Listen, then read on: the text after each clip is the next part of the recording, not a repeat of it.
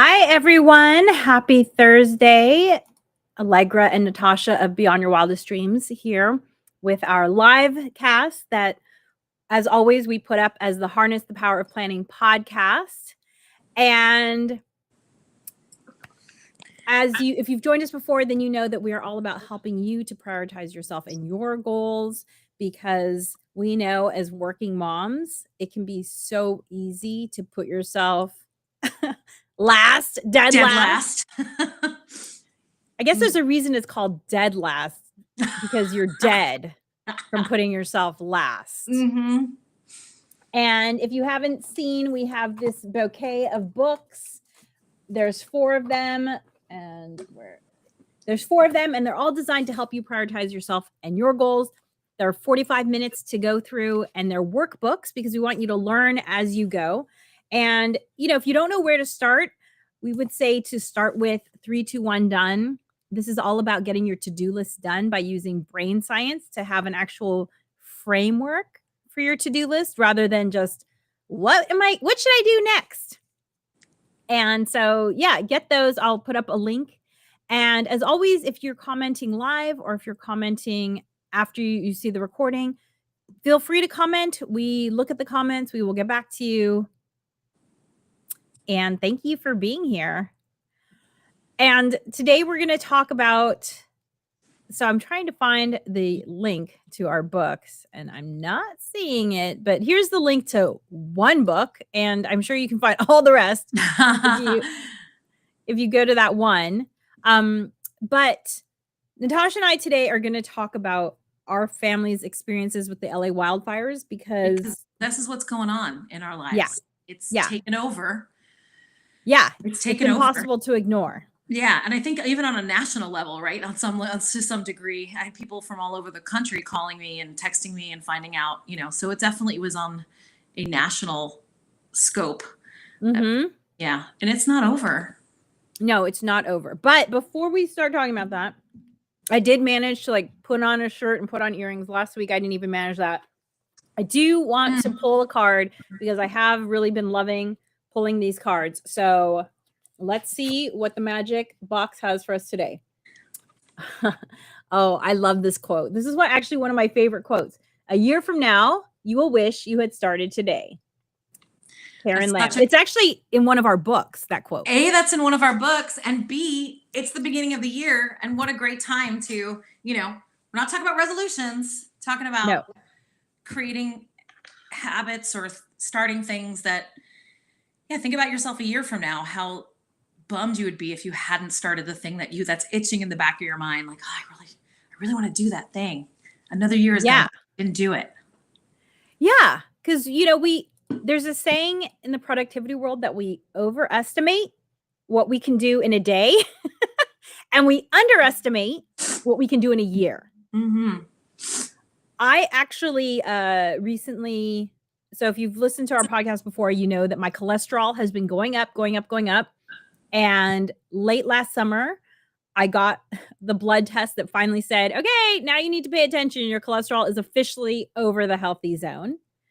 And I said to myself, okay, managing my own expectations and knowing that you can't change things in the day, but you can change things in a year. I said, I'm going to make changes today. And in 1 year, I'm going to reassess what those changes have done for me.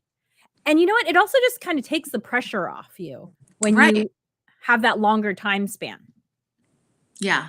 And just to say, y'all, Allegra lives pretty healthily. And this is just a fact of what happens in perimenopause. Oh, yeah.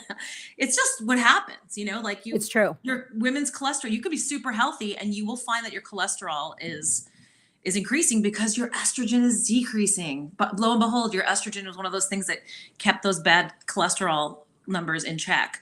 So, because your body actually uses the cholesterol to make those hormones. So guess what? Your body stops making those hormones and your cholesterol naturally is just going to go up because it's not being used up.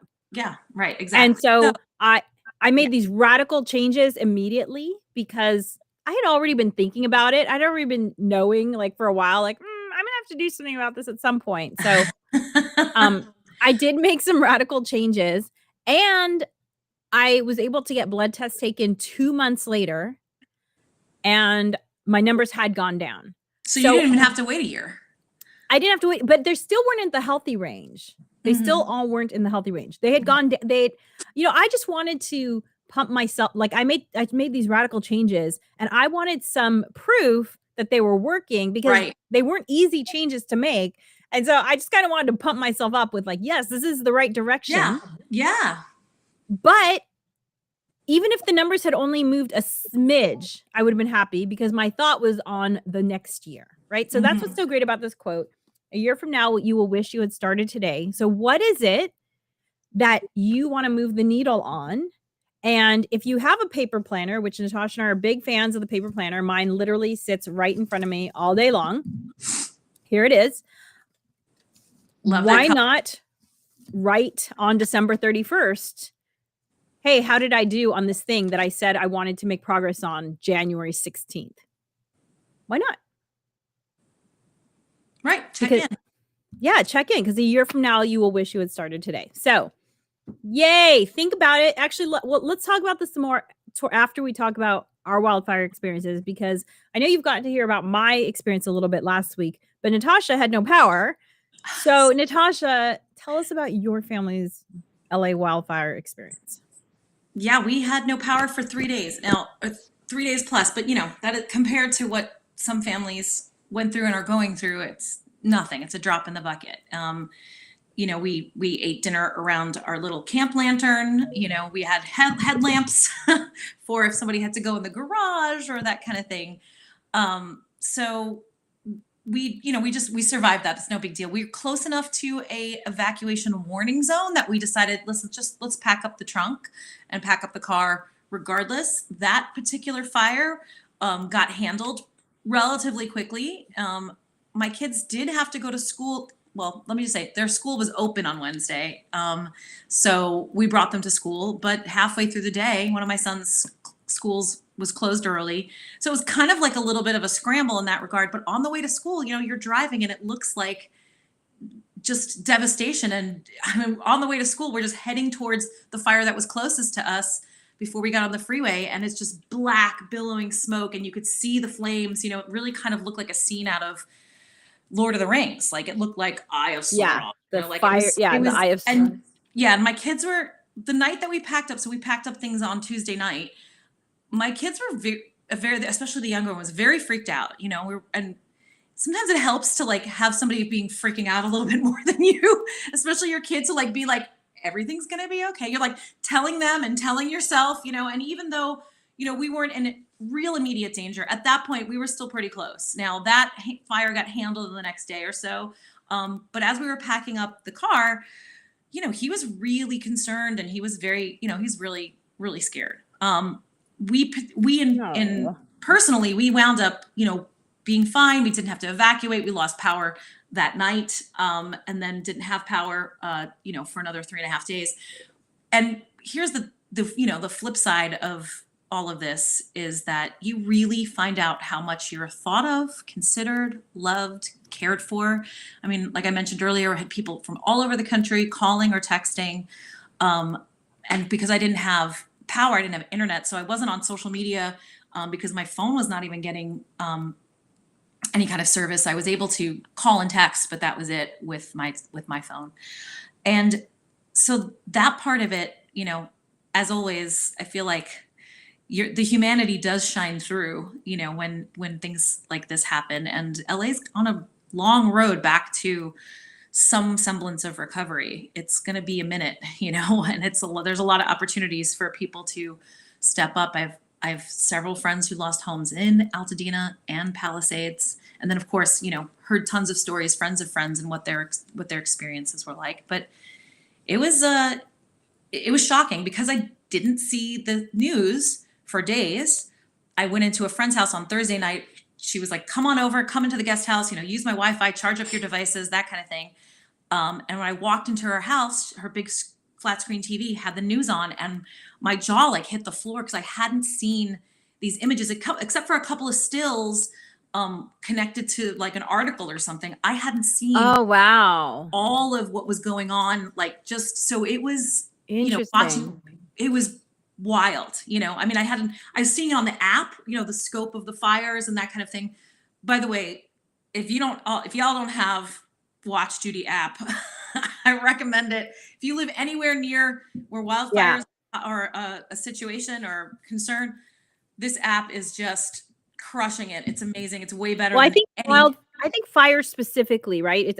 I believe it's a fire specific app. Fire specific, yeah. So it's not for all potential emergencies, but yeah, it's actually a nonprofit, right? Yes. And it's specifically designed for firefighters. So fire specific. It's amazing because I went to some of the county resources, the city resources, and their stuff is just archaic compared to this up to the minute app, and they source it from all different kinds of agencies, and it's really literally up to the minute, and there's so much information that you can dig into there, and it's really highly recommend it. Anyway, so I'd only been watching what's going on Watch Duty. And so whatever I saw on Watch Duty, some pictures or whatever, but walking into her living room and seeing what, the news, and she's like, oh yeah, I've been watching this for days, and watching these planes come in and the way that they just just skim the top surface of the ocean to pick up water, and then the precision with which they drop it onto the fire lines. I mean, it's extraordinary. The efforts that these different agencies, we received help from Canada and continue to receive help from Mexico, and all these different agencies that showed up to help. I mean, we're talking about thousands and thousands of firefighters on both of these huge fires continuing to work right now, and the amount of strain and stress, it's extraordinary. The level of coordination is mind-blowing what they're able to do. I watched one of their briefings in the morning because I watched that on Watch Duty, and it was a 40-minute briefing with all these different departments, communications, medical, all the different departments that were there, and extraordinary amount of coordination and level of dedication and professionalism. I was just in awe, honestly. So it was amazing. We were also lucky we did not have terrible, and still don't have terrible, air quality. The winds actually kept it away from us, where it was making problems in other parts of the city. It was actually a good thing for where we are. It kept the particulates out of the air here. So and you did have a fire near you, but it was one of the smaller ones that was caught really quickly. And I have actually two of them. One on Friday, it's about a half a mile, and then one on Tuesday. Tuesday. Also half a mile, not even, less than a half a mile. But that one was there's a new fire. It's been contained. On Watch Duty. It was same thing with the one on Friday too. Was that a blip? Yeah, it was like fire, and again, it's testament to Watch Duty. I got 3 phone calls and 5 texts from people going, hey, there's a fire right near you. And I wasn't at home at that point. I was in a different part of the town. I was across the valley on the other side, about a 25-minute drive from home, but my oldest son was home. And I had a friend who was like, hey, I'm jumping in the car right now to go grab your son because I'm closer to you than, and I said, I think this is probably going to get handled really quick, because the fire, by the way, was also started literally across from a CAL FIRE headquarters. So it was out. Wow. That's part of the reason that was out so fast, I think, is because they're right there. So yeah, we just had a lot of friends, check in and immediately, offer help, services, you can stay with us, that kind of thing. And I think that's one of the biggest takeaways, is just, how great people show up for you in times of need. And how the city has been showing up for each other, right? That's been really amazing. There have been so many sites set up. I mean, even for those of you who, don't know Los Angeles, it's a very big place. And so the Palisades fire is literally 150% the size of Manhattan. And the next biggest fire, the one over by Pasadena, is actually it was close to 95% the size of Manhattan. Okay. So these are really big fires. Big fires. And I am so far away from the Pasadena fire that I can't see any smoke. I haven't been affected by that one at all. Have you, Natascha? Because I know you're a little bit. We're closer. I could see it when it first was starting, but the wind was taking it over Burbank, which is a little further east of us, southeast. And so we weren't affected by that smoke at all. It was these huge areas that just have life as normal. in Right, between exactly. fires. Huge parts of LA where, everything's carrying on as normal.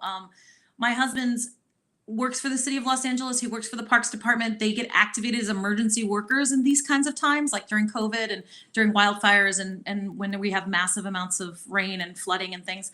And so his park was activated as an emergency center first, which just means that they provide services, come charge your phone, water, food, that kind of thing, have a place to hang out. And then it got upgraded to a shelter, which means people get to shelter there, right? Get to stay, that kind of thing. His park wasn't super close to, this happened after that other fire that happened at Victory Trailhead. I can't remember what they called it, the Woodley fire? No. Oh, Kenneth. The Kenneth, yes, the Kenneth fire. When that was closer to his park, that one got handled pretty quickly. So in the meantime, his shelter was deactivated again because they really just didn't have many people show up. But in that time, yeah, there was already a larger shelter happening in Van Nuys that was taking in people, and I think he literally had one person show up. Oh wow! So they transported them to the other shelter.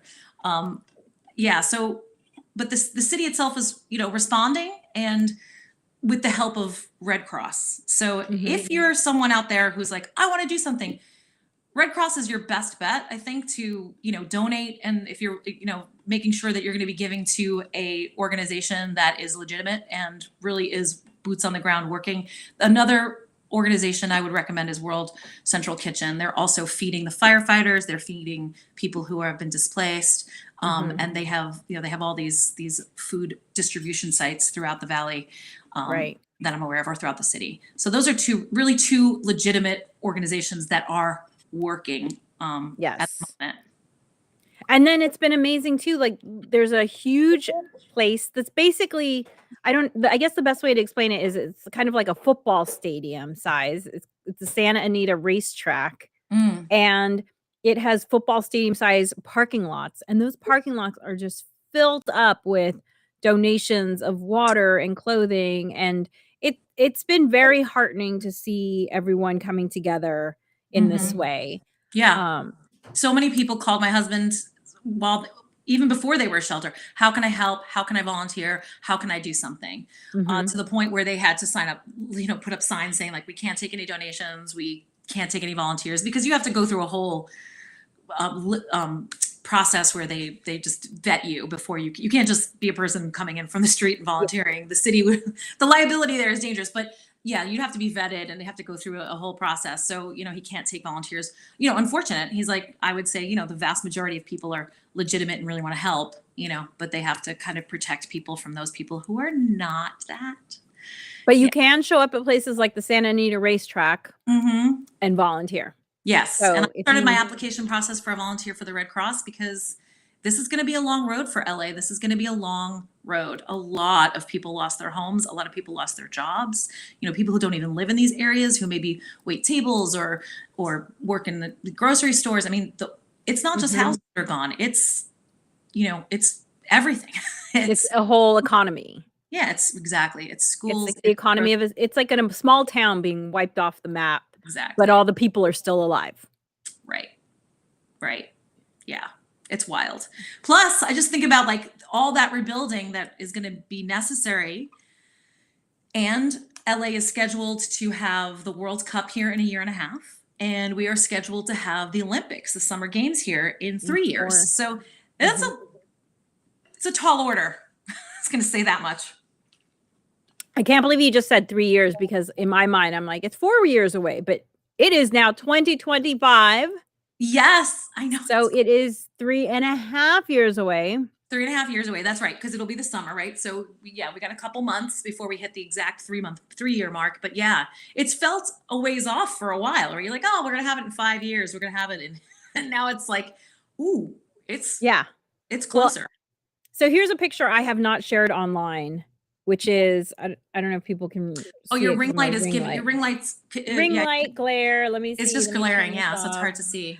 So this is how close the fire was to my house.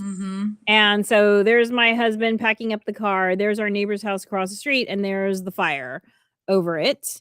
And I know it looks like the house right behind my neighbor must be burning, But no, those flames were 3 miles away. So wild. But that's how big they got and how scary they got.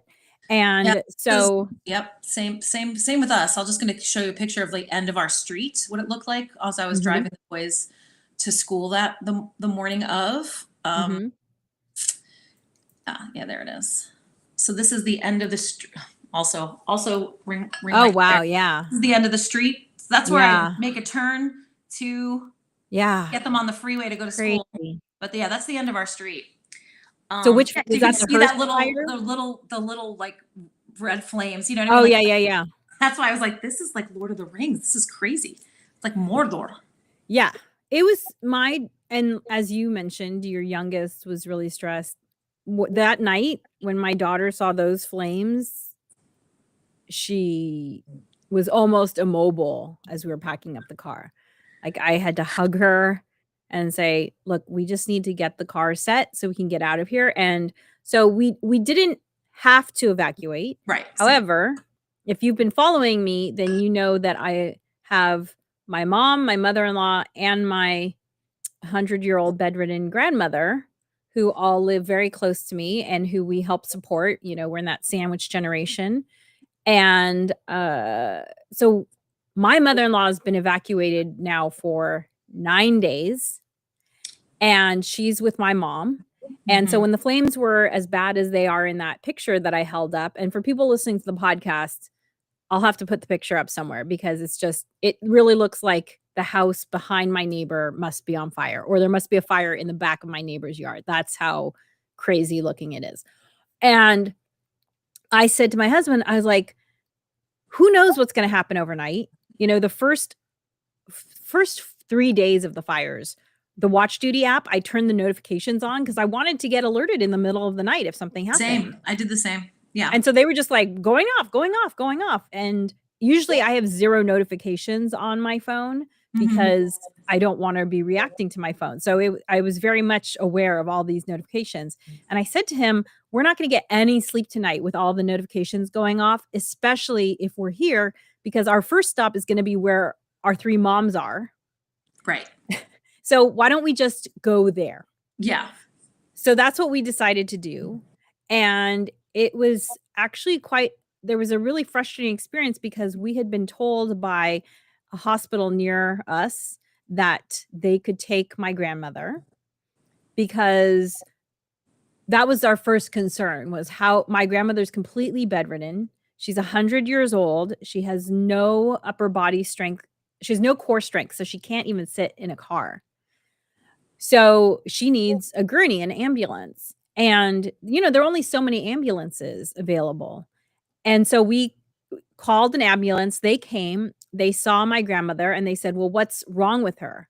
And we're like, well, she's completely bedridden and she has dementia and, you know, she can't do anything for herself. And they said, okay, but what's wrong with her? And I'm just like, what do you need more wrong with her? Right. Like, we can't just take her anywhere. She won't be comfortable. You know, she needs to be able to be in a bed where her diaper can be changed, you know, all these sorts of things. And they said, no hospital will admit her until you're in the evacuation zone. And I said, okay, so when the evacuation comes, you can guarantee you're going to show up here? Oh, no. You have to put in another call, blah, blah. I was like, well, that's why we're trying to plan ahead. So clearly in the emergency situation, they need to do something like kind of like boarding a plane. Like anyone who needs some extra time can board now. Right. They need to do something like that for evacuation because it was ridiculous. And, however, on the other hand, it was also kind of a load off my mind because my grandmother has never had anyone care for her but our immediate family and the person that we've hired to help us. And I can only imagine how frightening it would be to suddenly be thrust into, it literally made me burst into tears every time I thought about it. Yeah. And it's making me tear up now. And so it was kind of a mixed blessing because we hadn't, the people who had been calling us to say, hey, you can stay with me, we hadn't been mentioning my grandmother. And then it was kind of like, And we have my grandmother with us as well. And all of you, and I say all of you because Natascha was one of the people who said, you can come stay with us. All of you said, and bring your grandmother. We'll figure it out. Yeah. We'll figure it out. Yeah. Because we were not just me, my husband, and daughter. We were me, my husband, my daughter, our 3 moms, and our 3 60-pound dogs. So Right. it's a lot to think about when you're thinking about evacuating that many bodies. Right. Really. So it was good also just to go through that whole thought process, because now in the future, like, we have another plan. Like, I have a camping cot. You know, I always tell people when it comes to emergency preparedness, your planning is only as good as the last emergency that you prepared for. Right. And I've never had to think about moving my grandmother. Yeah. So yeah. Right. Because this only has, she's only been bedridden now for 2 years and we haven't had an emergency. So now at least, like, I have some thoughts around what I would have to do in order to move my grandmother if an ambulance was not available. So yeah, that was really crazy. And my mother-in-law still is evacuated. We're hoping she'll be able to go home tomorrow, but on a phone call last night, I heard that they're trying to figure out how to stagger re-entry so that there's not just this flood of people going in at the same time. But all of those people in the evacuation zone, you might not, you all out there might not have thought about the fact that they've had no power. And so all of the foods in the refrigerators and freezers are gone and, getting gross. Yeah.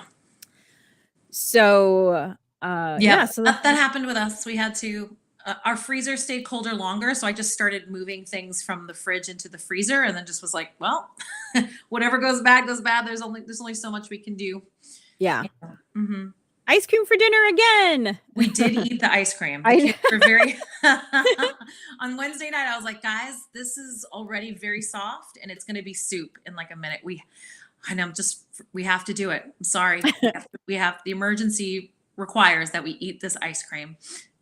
So we just put it on the table and get 4 spoons and just, dessert is served.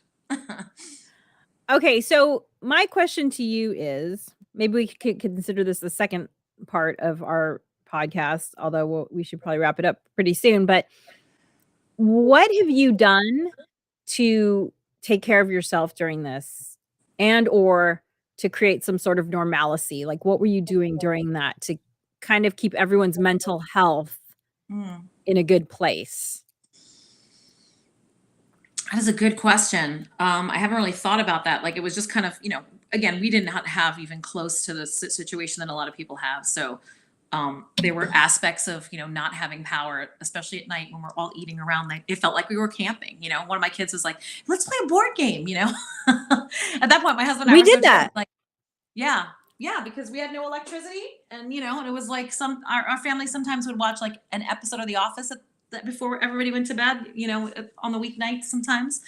And so the kids were just kind of having like a little family time thing and playing a board game. So we didn't go ahead and play an entire board game because my husband and I were pretty tired. We were like, hey guys, how about we just go to bed early? Mommy and daddy. And because, it was so dark in the house, everybody was like, okay, that sounds good.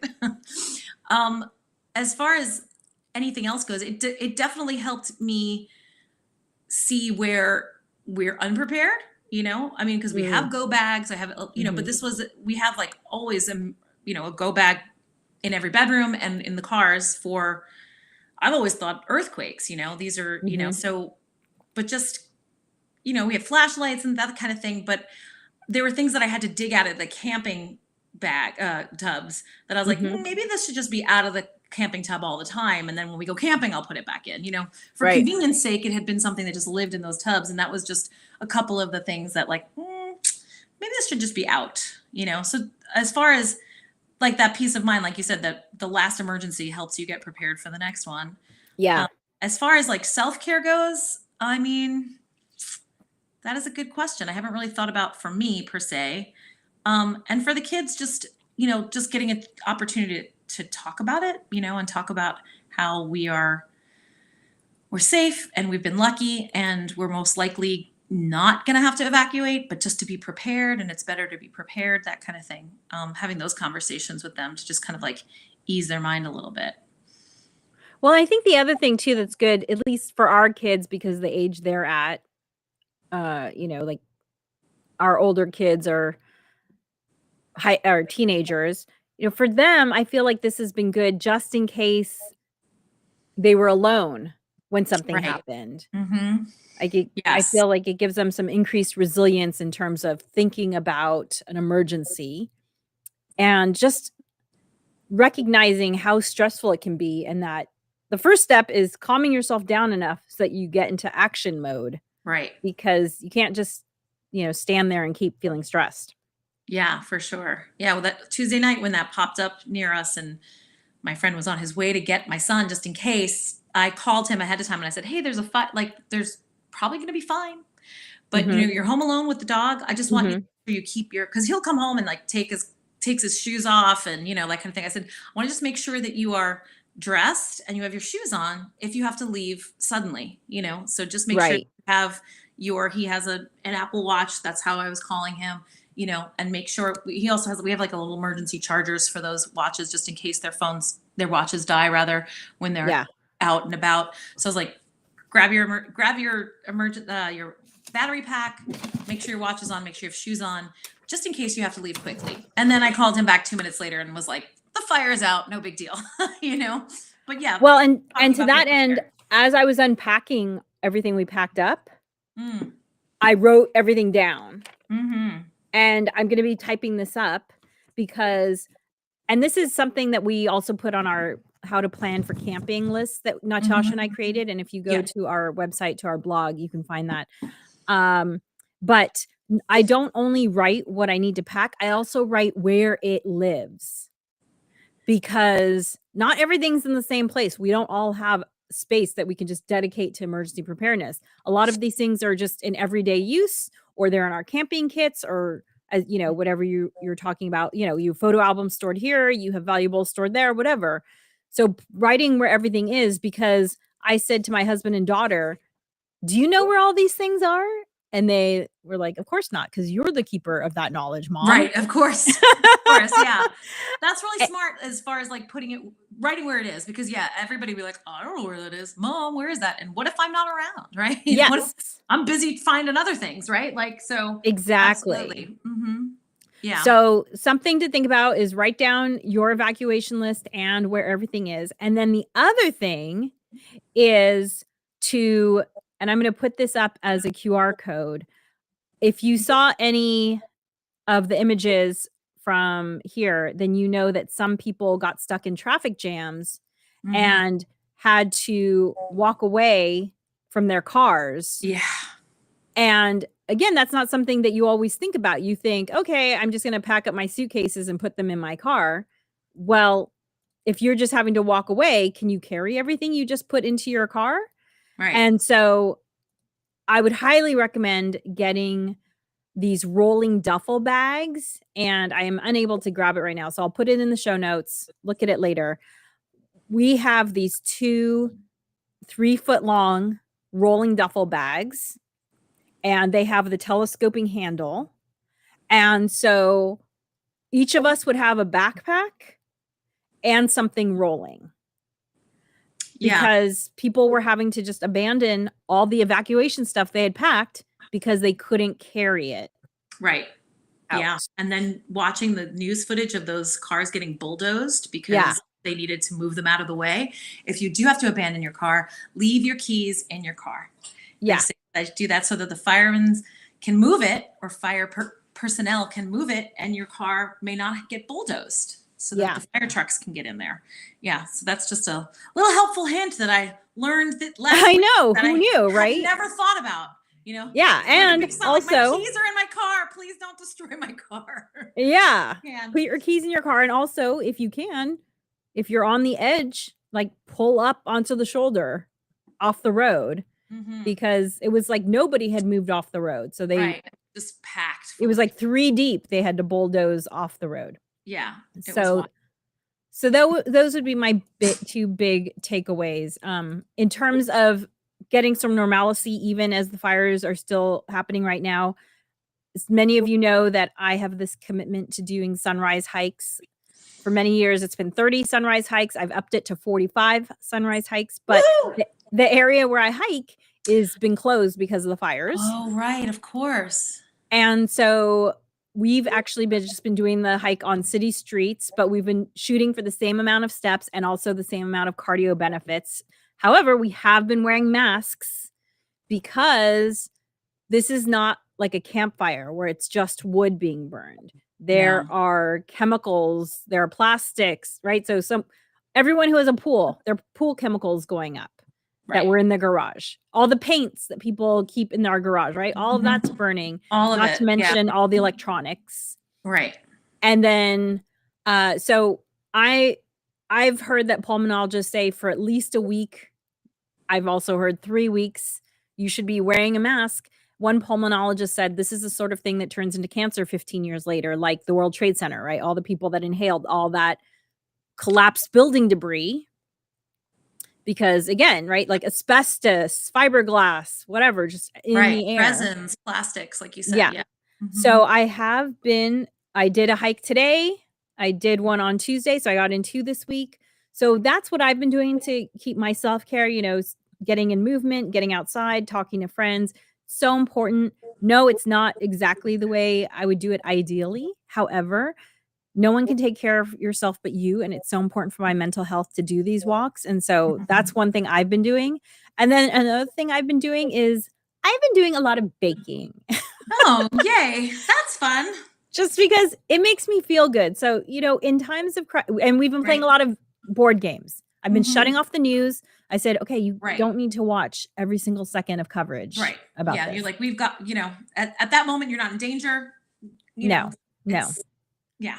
No, and they say in brain science that our brains cannot tell the difference between the things that we watch and the things that we experience. So if you're watching a fire, your brain is releasing all the stress hormones as if you were in the fire. Oh yeah, everybody's on edge, really on edge. This is why, I'm very grateful for people stepping up and reacting on Tuesday, but I think everybody was just like, like this is, that's what my friend was like, I'm in the car on the way to get him. I'm like, okay, I think we could just take a step down. Take it down. But everybody's on edge. It feels somewhat similar to the early days of the pandemic when we really didn't know what was going absolutely. on, how it got transferred and all that kind of thing. And you're really on edge. Yeah. Yeah. I think that's a great way of thinking about it. Many people have said it feels like the beginning of the pandemic. So those are the things that I've been doing to maintain my mental health and my family's mental health. Like, even it's funny because some of these more complicated board games that you play when you're more than 2 people. Yeah.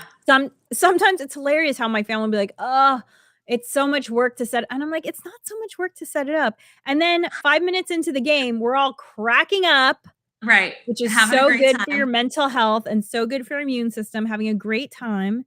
So make that little bit of effort. I just don't when my family fights me on something like playing a board game, I just don't even react. I just set it up like we're playing. We're going to play. It's happening. It's happening. Yeah. So doing things like that have really been great. And my 2 main takeaways: write your evacuation list, write where everything lives on that list, and get yourself some rolling duffel bags.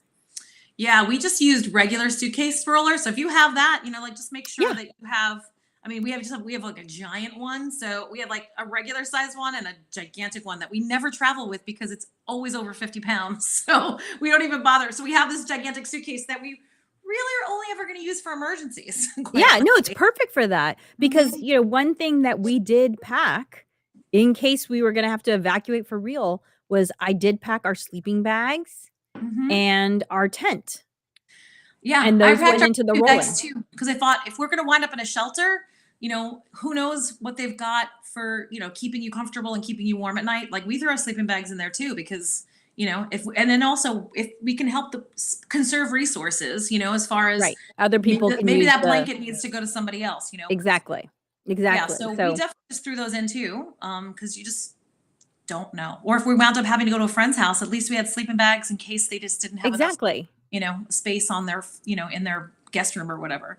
So if, you know, we were lucky. Again, we were very lucky. But that's where the rolling duffel is great, because just a rolling duffel alone can take up your tent, your sleeping bags, your sleeping pad. And these are small hiking tent, right? This is not a giant car camping tent. Right. Yeah. Yeah. But because I have a small hiking tent, I was able to put all that stuff into one of the rolling duffels. And so, yeah, so things to think about. Well, thank you so much for joining us. Be safe. Be prepared. Be safe. Yeah, be prepared. And next week, we're going to talk about the fresh start effect, which is kind of related to what I pulled today, the card I pulled. A year from now, you'll wish you had started today, Karen Lamb. We'll talk about the fresh start effect, because even though we're already a few weeks into January, at least in Los Angeles, it feels like the new year was just yesterday. It really does feel like that. And so far, most of the people I've talked to said 2025 sucks. Right. So Right. They're like, wow, what a year. Amazing. We've seen already. the trailer. We don't want this movie. Yeah. Exactly. Okay, well, be safe and dream wild, wild dreamers. Thanks for joining us.